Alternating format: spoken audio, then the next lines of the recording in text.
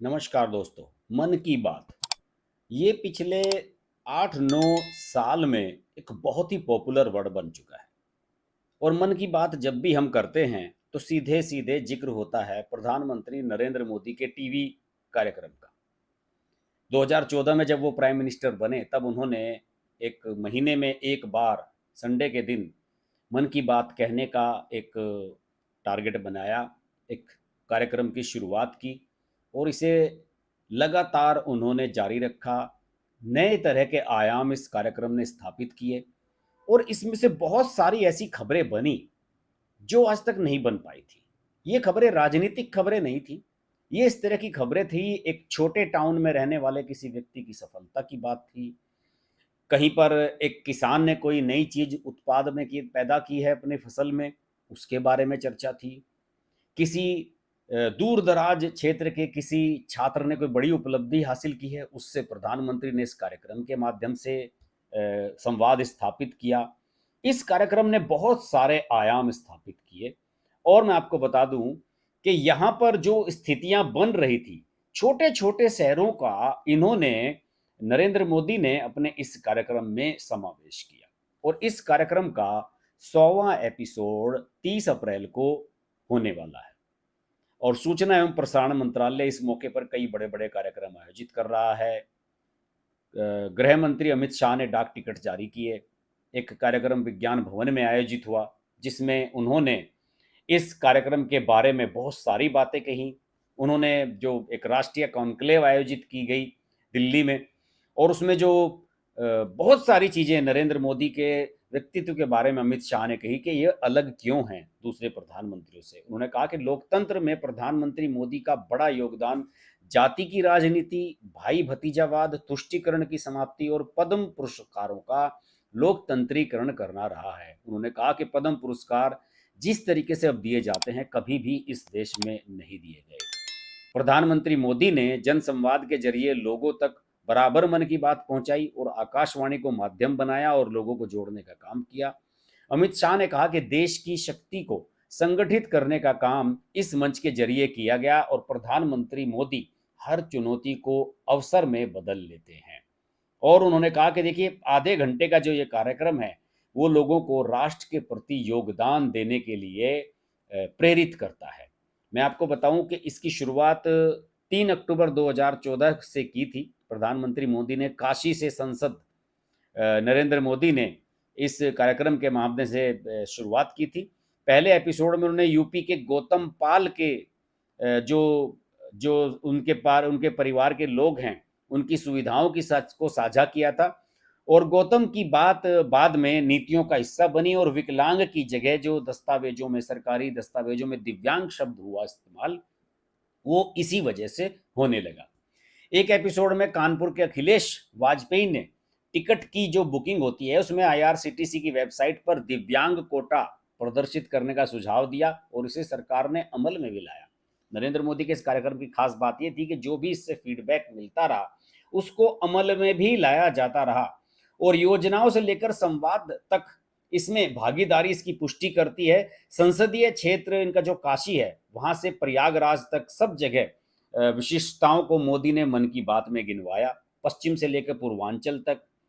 और इवन उत्तर प्रदेश के तो हमीरपुर, हापुड़, महाराजगंज, बाराबंकी, मुरादाबाद, मुजफ्फरनगर, मेरठ, इन सब छोटे छोटे शहरों के जो लोग थे वो इस कार्यक्रम का हिस्सा बने।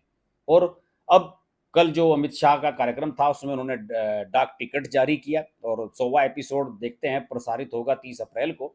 उसमें क्या नई बातें होंगी, लेकिन इस मौके पर एक कॉन्क्लेव का आयोजन किया गया और इसमें सबसे जो चर्चित बात रही, उसमें चर्चित बात ये रही कि इस कॉन्क्लेव में फिल्म अभिनेता आमिर खान भी भाग ले रहे थे। फिल्म अभिनेता आमिर खान का भाग लेना एक बहुत बड़ी खबर बना। फिल्म अभिनेत्री रवीना टंडन, जो हमारे चैनल, जो हमारा नेटवर्क है, मेरे तीनों चैनल्स का, उनकी ब्रांड एम्बेसडर भी हैं। उन्हें अभी हाल ही में पद्म पुरस्कार मिला है, पद्मश्री मिला है, वो भी इस कार्यक्रम का हिस्सा थी। और इस मौके पर आमिर खान ने कुछ बातें कहकर सबको बड़ा चौंकाया। उन देखिए, आमिर खान के बारे में अब तक ये चर्चित था कि आमिर खान जो है वो प्रधानमंत्री नरेंद्र मोदी के आलोचक हैं। कुछ साल पहले एक उन्होंने बयान दिया था जिसमें ये कहा था कि जब नरेंद्र मोदी पीएम बने थे उसके एक आध साल की बात है, शायद 2014 की बात है, कि जब प्रधानमंत्री बने थे नरेंद्र मोदी एब्सोल्यूट मेजोरिटी के बाद, और कुछ घटनाएं हुई थी देश में, मोब लिंचिंग वगैरह इस तरह की शायद, तो उस समय आमिर खान की जो पत्नी थी किरण राव, जिनसे अब उनका तलाक हो चुका है, तो आमिर खान ने कहा था कि मेरी बीवी मुझसे पूछती है कि क्या हमारे लिए भारत अब सुरक्षित देश है, हमें यहाँ रहना चाहिए या नहीं। और उसके बाद से आमिर खान की जो उल्टी गिनती शुरू हुई, उनकी फिल्में जो एक के बाद एक फ्लॉप होनी शुरू हुई, ठग्स ऑफ हिंदुस्तान, जितनी भी फिल्में आई वो लगातार फ्लॉप होती रही। तो आमिर खान की स्थिति बहुत कमज़ोर हुई, और आमिर खान की जो भी कोई फिल्म आती है, अभी उनकी फिल्म आई थी लाल सिंह चड्ढा, उसकी भी बड़ी दुर्गति हुई। और फिल्म हालांकि एक फॉरेस्ट गंप जो एक हॉलीवुड फिल्म है उसका रीमेक थी पूरी की पूरी तरह, लेकिन उस फिल्म को लोगों ने बॉयकॉट की धमकी दी, सोशल मीडिया पर ट्रेंड्स चलाए गए कि इस कार्यक्रम का, इसकी फिल्म का, आमिर खान की फिल्म का बायकॉट किया जाए। लोगों ने बायकॉट भी किया, सिनेमाओं में फिल्म का प्रदर्शन बढ़िया नहीं रहा, बाद में ये नेटफ्लिक्स वगैरह पे रिलीज की गई। तो बहुत सारी ऐसी चीज़ें थी, लेकिन आमिर खान ने इस कार्यक्रम में, आमिर खान ने जब इनकी तारीफ की तो लोग बहुत चौंके हैं। उन्होंने मीडिया से बातचीत करते हुए कहा कि यह एक बहुत ही ऐतिहासिक कदम है जो मन की बात कार्यक्रम प्रधानमंत्री का आता है। इसके जरिए भारत के लोगों पर गहरा प्रभाव पड़ता है, और संचार का ये माध्यम काफ़ी जरूरी और अहम है जो देश के नेता की ओर से किया गया। इससे क्या है कि आप अहम मुद्दों पर बात करते हैं, अपने विचार रखते हैं, सुझाव रखते हैं, और इस कम्युनिकेशन से आप लोगों को ये बताते हैं कि भविष्य को लेकर आपका नज़रिया किस ओर जा रहा है या क्या है। मन की बात में ये बहुत ज़रूरी बात होती है। तो इन सब चीज़ों से बहुत सारी चीज़ें चलनी शुरू हो गई कि साहब आमिर खान अब बदल गए हैं। इस कॉन्क्लेव में दीपा मलिक थी जो पैरा ओलंपिक में खेली हैं, और किरण बेदी थी, संगीतकार रिकी केज, खिलाड़ी निखत जरीन, कहानीकार नीलेश मिश्रा, बिजनेसमैन संजीव भीखचंदानी, टीवी मोहन देसाई, पई, इन सारे लोग, लगभग 100 लोग इसमें कॉन्क्लेव में शामिल हुए। और इसमें उपराष्ट्रपति जो जगदीप धनखड़ हैं, उन्होंने कॉफ़ी टेबल बुक, और प्रसार भारती के जो पूर्व सीईओ हैं एस वेम्पति, उनकी लिखी book collective spirit concrete action का भी विमोचन किया। और इसमें प्रधानमंत्री की बातचीत के पहलुओं का डॉक्यूमेंटेशन किया गया है, और बहुत सारे कार्यक्रम इस मौके पर आयोजित किए गए।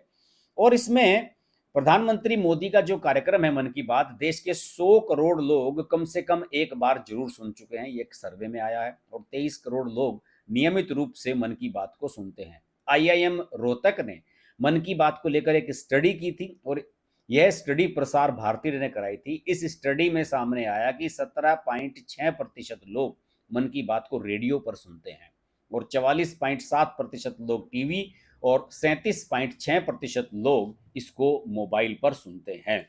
इसके अलावा 22 भारतीय भाषाओं और 29 बोलियों के अलावा मन की बात 11 विदेशी भाषाओं में भी ब्रॉडकास्ट किया जाता है। इनमें फ्रेंच, चाइनीज, इंडोनेशियाई, तिब्बती, बर्मी, बलूची, अरबी, पश्तू, फारसी, दारी और स्वाहिली शामिल हैं। और इसमें बहुत सारी बातें और देखिए मैं बताने जा रहा हूँ। 3 अक्टूबर को, जैसे मैंने बताया कि 2014 को इसका प्रसारण शुरू हुआ था, हर महीने के अंतिम रविवार को सुबह 11 बजे इसको ब्रॉडकास्ट किया जाता है।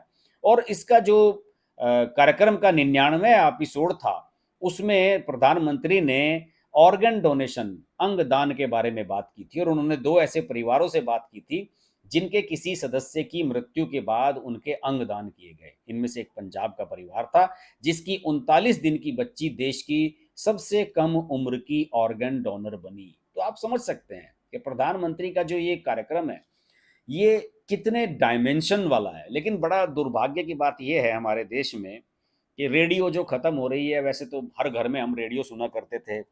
बिना का गीत माला, अमीन साहनी का फेमस प्रोग्राम, विविध भारती के कार्यक्रम हम बचपन में सुना करते थे। हमारे बच्चे तो रेडियो को एफएम के माध्यम से जानते हैं, एफएम पर भी इसका टेलीकास्ट होता है। लेकिन अब रेडियो उस फॉर्मेट में नहीं रही जिस तरह से घर घर में हुआ करती थी। किसी के घर में रेडियो होती थी तो आस पड़ोस के लोग सुनने के लिए एकत्र हो जाया करते थे, गाने सुना करते थे।